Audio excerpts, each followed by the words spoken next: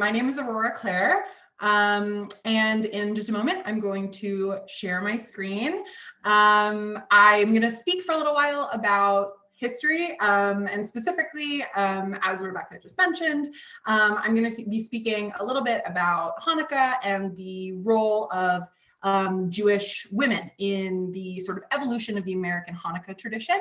And then after that, I will be speaking a little, or I'll be doing a live cooking demonstration. So stick around for that. So just bear with me for a second, and I will share my screen with you.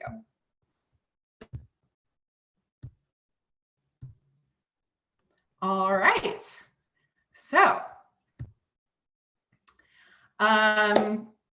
this month's blog post, which I wrote and you can find on ajhs.org, is a recipe from this cookbook here on the right, How to Cook Like a Jewish Mother, which was published in 1969 by a woman named June Roth. And it's really about celebrating not just her mother, but sort of the cultural figure of the Jewish mother kind of as an archetype. And the book really captures, I think, a lot of the themes that I've touched on in several of the blogs I've written for AJHS, specifically this idea of cultural preservation as something that's not just happening in archives. It's not just being done by historians. It's happening in each of our households, in each of our families. It's happening over the course of generations. And it's something that women really have historically held a really integral role sort of within. So this onion tart, or Zwiebelkuchen, is one of the recipes in the cookbook. I'll be preparing that during the cooking demo. It's a German recipe. It comes from a German Jewish family. So we'll be spending most of our time in the 19th century with German American Jews today. But I will certainly also be mentioning the experience of Eastern European Jewish women. They're also very important to the story of American Hanukkah, but you don't need another way to make latkes. So I will be preparing that in just a moment. So let's dive in. And the recipe is online in the blog post that I wrote. So as I said, this is a German recipe. It calls for what the cookbook calls a basic butter dough. According to June Roth, it was passed through several generations of her friend Lenore's German Jewish family. It comes from Lenore's great-grandmother. In this cookbook, June Roth says this recipe is over 100 years old. So the cookbook's from 1969. I think that solidly places Lenore's great-grandmother in a wave of German immigrants to the US after 1848, after the 1848 revolution in Germany. So there already was a German population in the United States, but the German population really sort of exploded in the 19th century.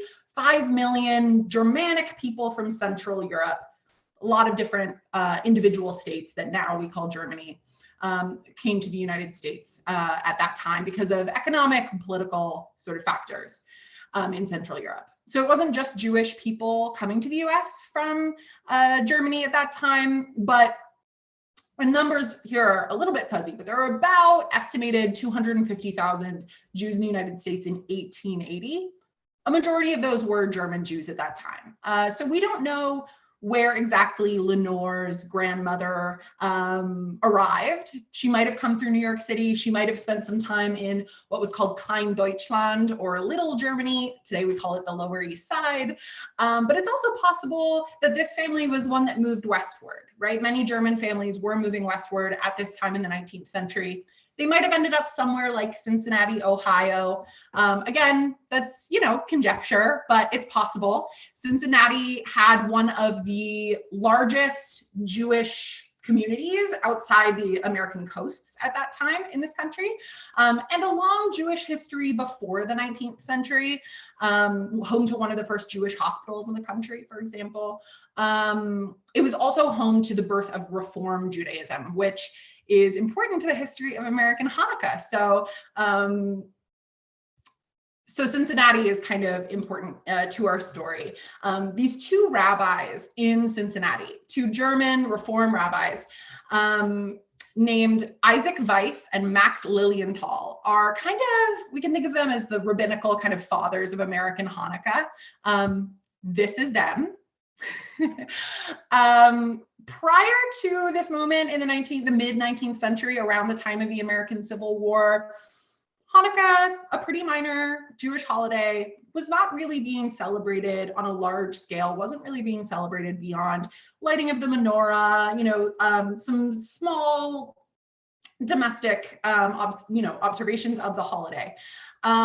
But these two men really envisioned something a little bit larger. So Isaac Weiss is this guy on the right here. And he ran a Jewish newspaper in Cincinnati called The Israelite. And he used his paper to basically publish a serialized Victorian novel. And you can kind of think of the style of like Sherlock Holmes, something like that, which was really popular in that era.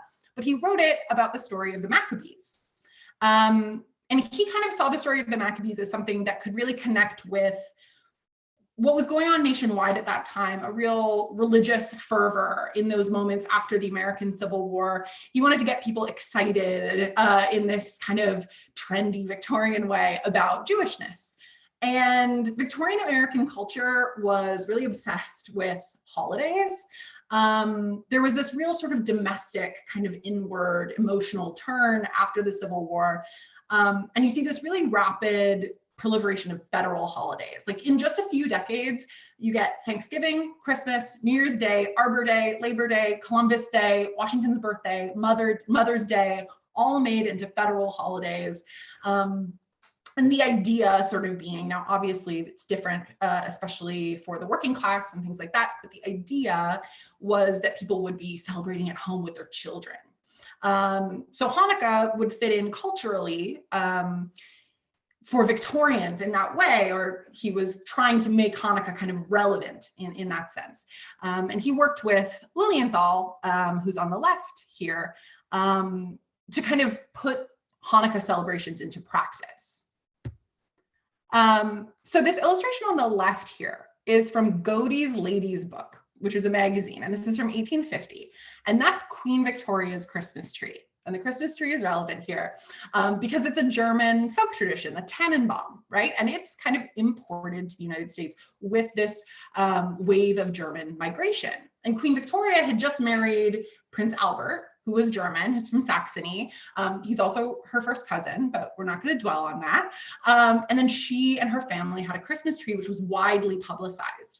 And these German folk traditions, which had kind of been adopted by Christians as Christian symbols, Christmas tree and Kris Kringle, right, Santa Claus, those are factors that kind of were evolving Christmas in December into something more genteel and Victorian. So Isaac Lilienthal actually spent a lot of his career trying to address an issue he identified in his congregation, where a lot of people had Christmas trees. And he was trying to center Hanukkah as an alternative to adopting a Christian symbol of the Tannenbaum. And a lot of German immigrants didn't necessarily even see the Tannenbaum as a Christian symbol at that time. There's a great book that I highly recommend called Hanukkah in America by Diane Ashton. And she tells us one story from the 19th century of a German Jewish immigrant who said he saw the Christmas tree as celebrating a German military hero named Ruprecht. So not about Christmas or Christianity, but about German, holding on to certain elements of German culture. So Lilienthal saw a challenge to create something kind of specifically Jewish that could fit into this German cultural mold, this Victorian mold. And the other thing he was worried about was this appeal to children that Christians were making in December. He has a pretty famous quote where he was talking about the happy anticipation that children have about the Christmas season, excited about gifts and that kind of sparking their interest in religion. And he said, "What are we doing? Nothing." So he envisioned a Hanukkah tradition that could spark interest in Judaism amongst children who are also at this time, starting to go to school with non-Jewish kids and starting to come home kind of jealous of Santa Claus. So he wanted Hanukkah to be a holiday for the kids. As a Reform rabbi, he wanted this to be kind of a synagogue-centric, holiday for children. In order to do that, he needed help from women in his congregation.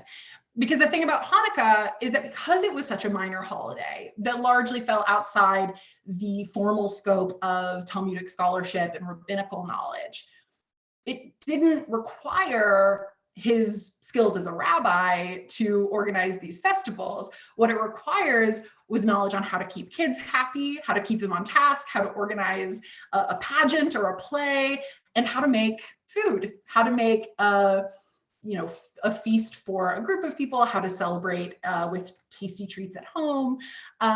So this was a way that women were able to really exercise agency within these congregations, was by planning these large-scale Hanukkah festivals, this Hanukkah entertainment for children. So that starts in Cincinnati. It spreads across the country really quickly. Over the course of the 1880s, you see all of these sort of women-led, women-planned festivals across the country, and they're very kid-centric. In Rochester, they had a magician. In New York City, there were Punch and Judy marionette shows. There was a children's operetta of Little Red Riding Hood performed in Detroit as part of a Hanukkah festival.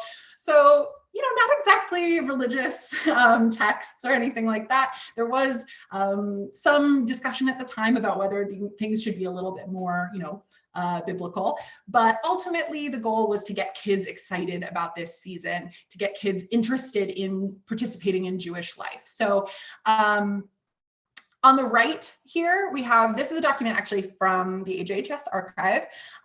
It's a program from Philadelphia's oldest Jewish congregation, and it is a program for Hanukkah entertainment from December 8th, 1907. This particular congregation was not a Reform congregation, was much more traditionalist. So this is an example of how by the turn of the century, this is not just a Reform practice anymore. And this Hanukkah pageant in particular was a 3-act play by the children, depicting a workshop that makes toys for Jewish children. So a pretty direct appeal to this kind of Santa Claus narrative. But there wasn't just programming for kids, there was programming for adults as well. This is an example of a larger scale Hanukkah tableau, something that was put on by the Young Men's Hebrew Association in New York City in 1879. This is an illustration of it done in Frank Leslie's illustrated newspaper. And it might be a little hard to see, but in the back there are men dressed as Maccabees, and in the front, there are women, a group of women sort of bowing down to them. So, reinforcing the gender hierarchy of the 1800s.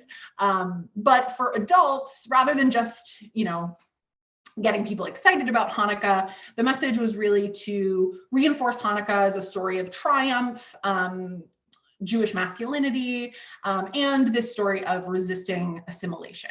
And you can really see the Victorian grandeur of this hall that they're in.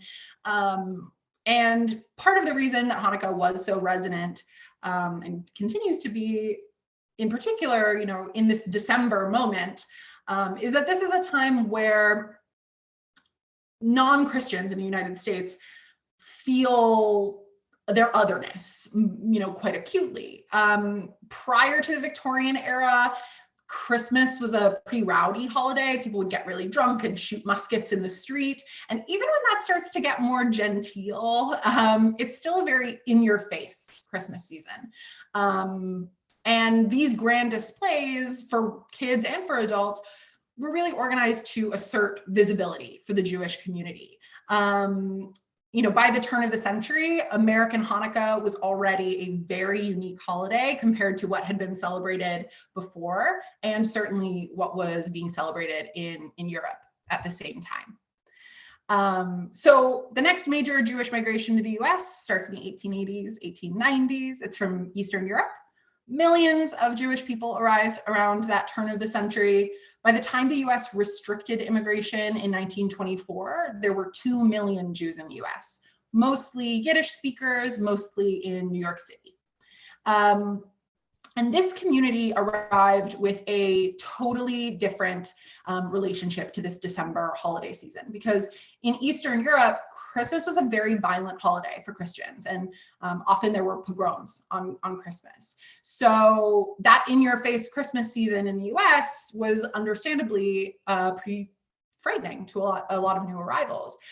So the Yiddish language press did a lot of work to kind of assuage some concerns. This is a page from The Forward, one of the major Yiddish language newspapers. Abraham Kahan, who was the editor of The Forward, in his Bintelbrief column, where he would give advice to new arrivals, he really encouraged people to participate in the gift-giving season. And he encouraged people to give Christmas presents to their non-Jewish coworkers or neighbors, because giving gifts in the United States was a way to prove you weren't a greenhorn, right? You weren't a newbie. You knew how things go here. Presents was actually one of the first English words that appeared in The Forward.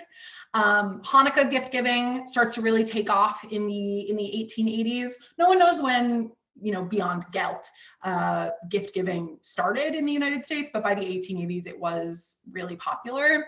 And participating in Hanukkah gift giving and these Hanukkah celebrations in the US, that was as much a way to prove you weren't a greenhorn as to participate in Christmas, right? Because both Christmas and Hanukkah looked really different in the United States than they had in Eastern Europe. So this ad advertises, it's a Colgate ad, right? So you can get toothpaste, which it calls dental cream. You could get cologne, other toiletries. This is another way that women were able to exercise agency as well, because historically speaking, women are the ones with power of the purse, right? Women are the ones going to the pushcart market. They're the customers, they're buying the groceries, they're buying the gifts. So being able to participate in this sort of national December shopping spree was a way to exercise agency and also to participate in this sort of like American capitalism culture. Women in these communities also held a distinctly political role. Quickly, I have a story as an example of that from Brownsville in Brooklyn in 1905. There was a public school that held a Christmas assembly, and the school principal told the kids they should all strive to be more like Christ and had them all sing Christian hymns and things like that.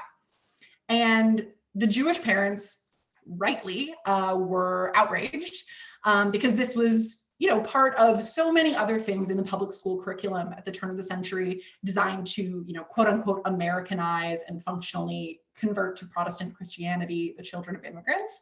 So the Jewish parents organized and drew on a long history of organizing, particularly on the part of Jewish women. I'm thinking of, the kosher meat riots in 1902, rent strikes, garment industry labor unionizing, things like that. 100 Jewish parents in Brownsville signed a petition asking for the dismissal of this principal. Local school board didn't do anything, so they go to the New York City Department of Education. They demand an end to Christian hymns and Christian religious instruction in public schools. And then when the next year there's another school Christmas assembly, they organize again and they call for a citywide strike.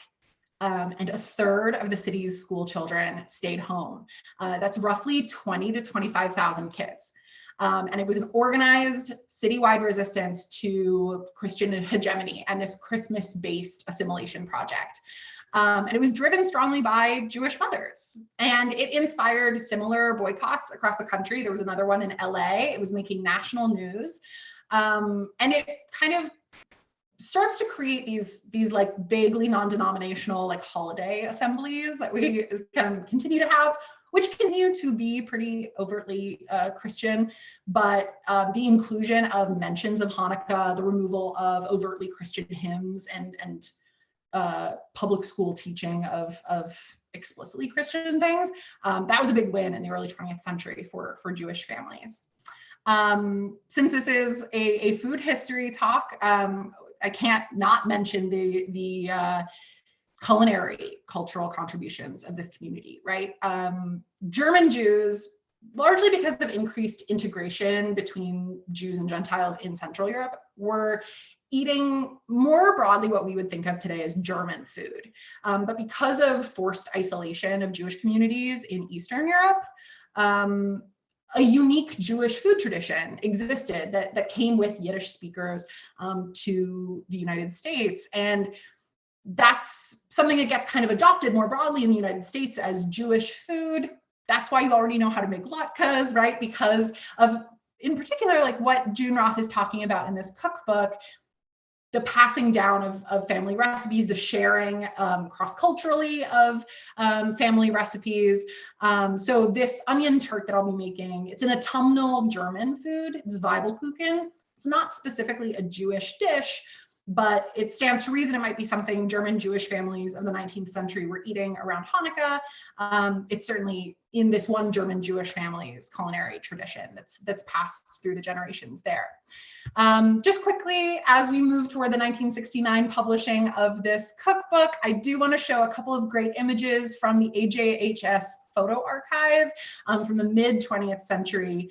After World War II, after the devastation of the Holocaust, there was a renewed sort of religious fervor again in this country, and a renewed interest in joining cultural societies, clubbishness, kind of not dissimilar in some ways to what was going on in the Victorian era. So you have these kids doing these great Hanukkah performances and things like that. This marionette show on the left kind of reminds me of the Punch and Judy shows. I see a lot of influence of Yiddish theater on this great picture from probably the 50s, although it's not dated, it says 40s to 50s. And then also adults, visible displays of Jewishness in this moment of, when invisibility can be felt so acutely, and also political activity by Jewish women. That's Eleanor Roosevelt, second from the left there, at a Hanukkah dinner for the women's division of the American Jewish Congress. So speaking of dinner, that brings us to the Zwiebelkuchen and the cooking demonstration. I'll stop sharing my screen. Hello again. If anyone has any questions in the Q&A, I'm happy to answer them. And I'll be heading into the kitchen in just a moment. So if you do have any questions, as I get myself set up here in the kitchen, feel free to type those into the Q&A. And we'll get started. So just follow me. I'm going to turn my camera off just as I maneuver through my apartment. So just give me a second.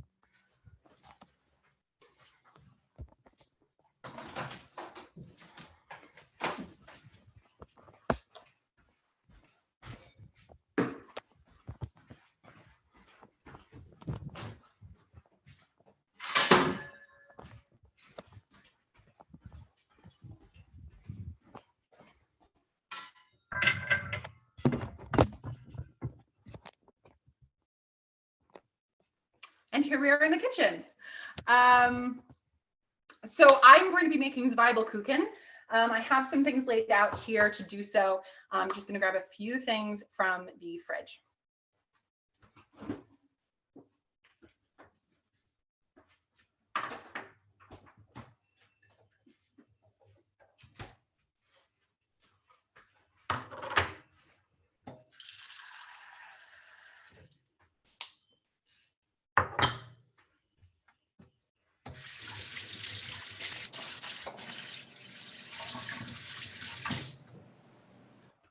Quick break to wash my hands as well.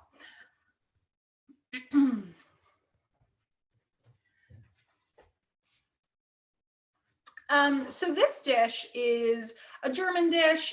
Zwiebelkuchen directly translates to onion cake, but it really is much more of a quiche or a tart. It also tends to be prepared with bacon in Germany, but obviously this version does not have bacon in it. I'm seeing a question about, does this originate in the Alsace-Lorraine region? That is entirely possible. I actually don't know. I don't think so, but I'm sure that these things are so cross-cultural, or not even cultural, cross-regional, that I'm sure there are versions And if you've had something similar in a French restaurant, I think that's entirely possible. These kinds of quiches are, or quiches, tarts, egg custard bases, based treats, very common. Is there an evolution from how Hanukkah was celebrated in the old country to how it was then celebrated in America as new Jewish immigrants started coming in? Yes, absolutely. It really is, was considered quite a minor holiday. There would be gelt, which children were usually expected to give to their teachers. So it wasn't really even a gift you would keep. So gift giving is very much part of the American tradition. These large festivals that I was talking about, those didn't exist in nearly the same way. That kind of would be much more associated with Purim, right, rather than Hanukkah. And there was some gambling that was, playing games and things like that with your family, with your friends. But it was a much smaller scale holiday in Europe, for example. Okay, so we are going to make some pastry. I have 250 grams of flour here. You're going to give that a pinch of salt. And the thing about this German pastry is what we're making today is actually called Mürbeteig. And it is a German short crust pastry that is enriched rather than, as you might have made for your pies for Thanksgiving last week. I think that was last week, time is flying. It's not enriched, or it's not bound together just with water, but rather it's enriched with egg. And the recipe in How to Cook Like a Jewish Mother is a recipe, and you'll see this in the blog post that I wrote. It's a recipe unlike anything I've ever encountered before, really. It's kind of a combination of a short crust pastry, a Mürbeteig enriched with egg, and like a laminated dough. And it involves, softened butter being spread onto the completed short crust pastry. And I'm sure that it's designed to make a very flaky pastry, right? Because the idea with any pastry is that the butter, as it melts in the oven, creates gas, which compounded with the air that's already folded kind of into the pastry, lifts up and creates layers. That's why, croissants are so flaky, is they've got that layer of butter inside.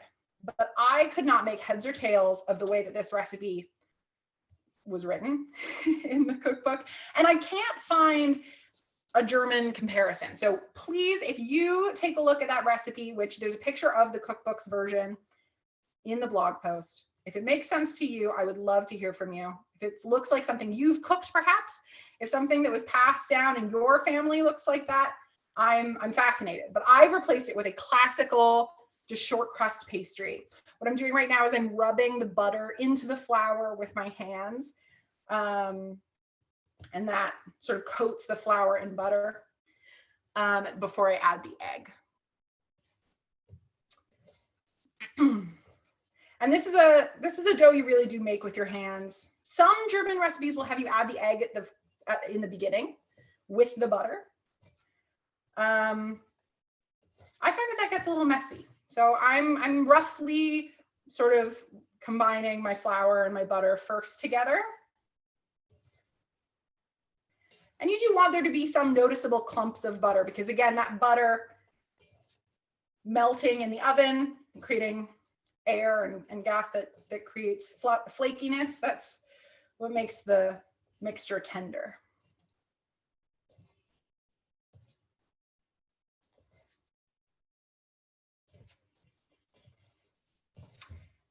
And in the cookbook, June Roth talks about the phenomenon of the balabusta, right, which is a Yiddish term for a woman who is sort of in control of her domain, right, the master of the household, an expert in the kitchen, things like that. Now I'm adding my beaten egg. Just one egg goes in. Oh, it's 125 grams of flour, by the way. And then you just mix that by hand. And as things kind of start to come together, you're going to be adding a few tablespoons of cold water. And I have water with actually some ice cubes in the bowl here to keep it nice and cold. Once it starts to clump together with the egg, you can add a few tablespoons of water. And that, I think, is what's so interesting about you know, working with historic recipes. It's the moments where it doesn't make sense that I think are the most exciting, right? Those are the moments where you can kind of start to imagine, like, what did this look like for the person who made it originally? Like, where might things be lost in translation? The recipe in How to Cook Like a Jewish Mother, for example, asks you to knead the dough until there are bubbles. And, you know, I've made this dough a few times now, testing this recipe to prepare to show all of you. And I've never kneaded a dough that had bubbles. So that's one of those moments where I'm not quite sure what they mean. But June Roth talks about tam, right? This idea of good taste, someone who just knows how to make it. And I'm sure you can relate to that, right? Moments where someone asks you how to do something that you just know how to do. And maybe your instructions don't make a ton of sense to someone like me. It's important not to over knead the dough here, because with any pastry, you want to avoid developing gluten, right, as much as possible. And the more you knead, the more gluten you develop. And that's why resting in the fridge is such an important part of making pastry, because it allows the gluten to relax, whatever gluten did form. It's also why in some pie recipes, you're going to see vinegar or lemon juice added, because that helps basically resist the formation of gluten. This is your dough. So pretty easy. Some Mürbeteig recipes you will see made with sort of a 3-2-1 recipe, some people will call it. And that makes a sweet short crust pastry. So 3 parts flour, 2 parts butter, 1 part sugar. But because this is a savory dish, we're not doing sugar in the Mürbeteig today. So this will rest in the fridge 20 minutes at least. An hour is great. And then you're going to par bake it. You're going to roll it out and par bake it. But luckily, you're not going to have to wait for me to do that. So I pre-par baked this short crust pastry here. And it did shrink a little bit, which is a good indication that I developed a little bit too much gluten, that I might have over kneaded it a little bit. But now we're on to our filling. I'm just going to check and see if there are questions. Can you use gluten-free flour? Maybe. I don't have a ton of experience with gluten-free flour myself. It'll probably help you not develop gluten in the kneading. I imagine it would behave similarly, but don't quote me on that. So because this is a quiche-like custard, it requires 3 eggs in the filling here. And it's really easy. The hardest part, honestly, is just caramelizing the onions, and it's only hard because it requires a little patience. So I recommend, oh, this is going to make quite a noise. Hang on.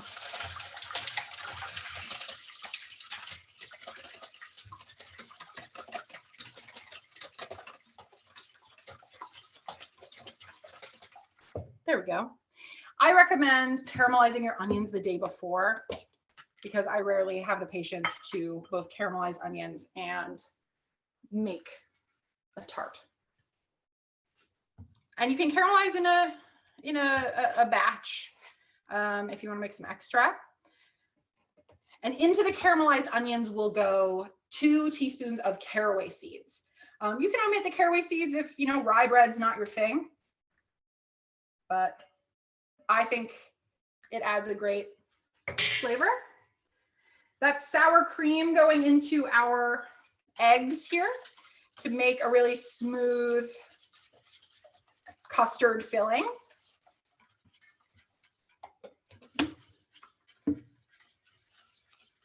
And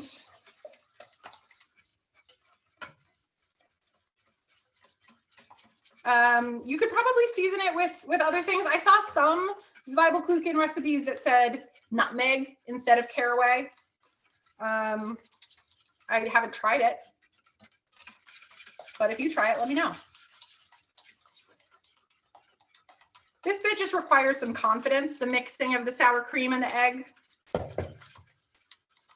because it doesn't always look like it's going to come together, but then as you stir it, it does.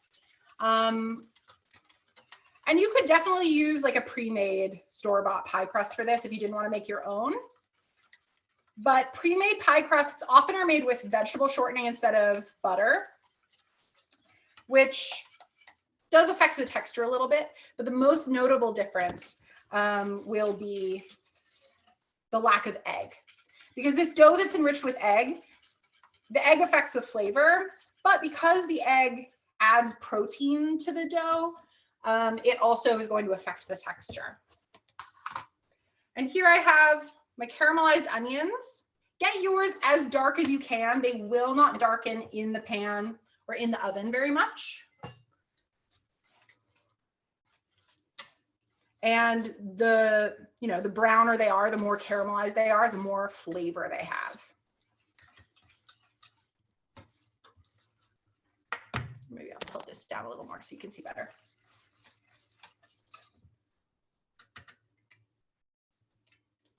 And it's as simple as that. If you make the caramelized onions the day before, this recipe comes together in a flash, and you can eat it warm. So that makes it even quicker to get it on the table. Part of the reason this recipe appealed to me is because it's savory, which is a nice change of pace from all the sweet baking I'm usually doing. That's just a little salt and pepper. But also because if you've been making latkes this week, you probably have a carton of sour cream lying around. You probably have onions in your house. So these are ingredients you likely have that you can use. What is my preferred fat for caramelizing onions? I used vegetable oil in my adaptation of this recipe. Mostly I did that because it's Hanukkah, and using oil is a little nod to that. But you can use butter, and butter will caramelize nicely. But if you're trying to not use as much butter, you can use oil. All right, so here you have it, and it'll go into the oven like this at 350. The instructions for par baking the pastry are in the blog as well, but that's fairly standard for any short crust pastry. It's not different just because this one has egg in it. So that'll go into the oven at 350 degrees for 20-25 minutes, depending on when it gets set. But with the power of a little movie magic, I actually have a completed one here to show you. It's nice and warm from the oven. Quite warm, actually. I'm going to put a pot holder down. And here you have it. Oops. Oh my goodness, did I leave the thing? Oh, I have a touchscreen laptop and I get all confused. I thought I left you, but I didn't. Here is the completed Zwiebelkuchen. And you can make this ahead of time and warm it in the oven at 325 for about 15 to 20 minutes. That's what I've done here. And serving it warm with a little dollop of sour cream is fantastic. It really tastes like onion bagels, like rye bread. And you can serve it at lunch, you can serve it at dinner. Oops, splitting a little bit here. I make these in a 9-inch pie or a 9-inch cake pan. You could use a pie pan as well, but I find that this shape kind of holds the Zwiebelkuchen a little bit more firmly here. And you can kind of see the layers of onion there. I'll take a bite.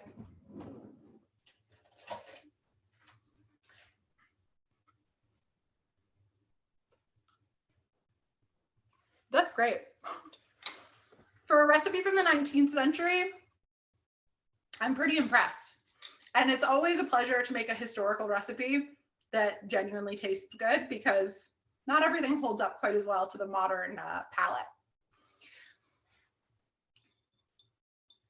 If there are any final questions here, I'm happy to answer them. But that comes to the end of our demonstration.